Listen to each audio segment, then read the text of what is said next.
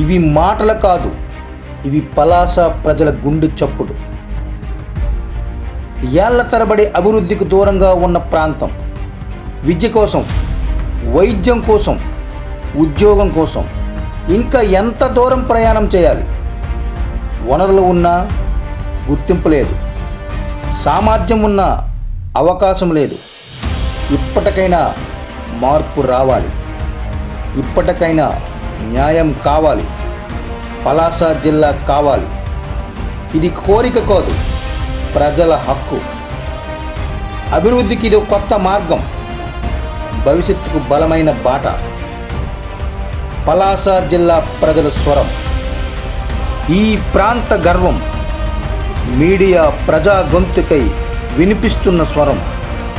పలాస జిల్లా కావాలని ప్రజా గొంతును SD న్యూస్ ద్వారా ప్రభుత్వానికి అందిస్తున్నాం.